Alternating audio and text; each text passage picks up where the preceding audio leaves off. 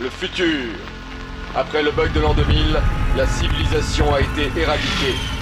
Toutes les connaissances ont été perdues. Objection! Star Trek est une des séries les plus importantes de la culture geek. Pour comprendre les origines de Star Trek, il faut retracer le parcours d'un homme, Gene Roddenberry. Né en 1921, fils d'un agent de police, il se passionne très tôt pour l'aéronautique et passe son brevet de pilote. En 1941, à 20 ans, il s'engage dans l'armée de l'air américaine et devient pilote sur le front du Pacifique.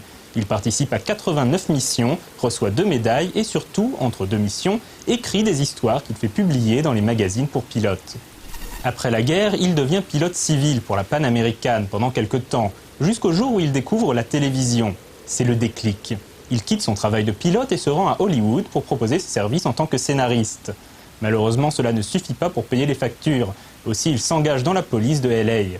Il y reste de 1949 à 1956. Dans ce laps de temps, il écrit pour des séries comme Have Gun Will Travel, Highway Patrol ou encore Dragnet. Puis en 1956, il quitte la police pour devenir scénariste à plein temps.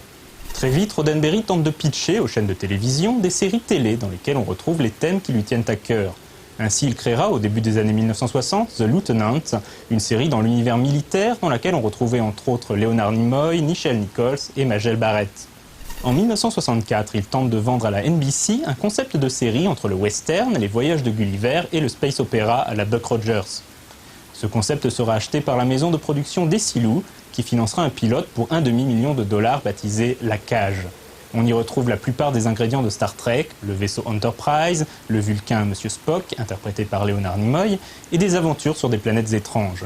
À l'époque, le héros est le capitaine Pike, interprété par Jeffrey Hunter. Ce pilote ne convainquit pas les pontes de la NBC, qui commandera toutefois un deuxième pilote. Jeffrey Hunter n'étant plus disponible, il est remplacé par le personnage du capitaine James T. Kirk, joué par William Shatner.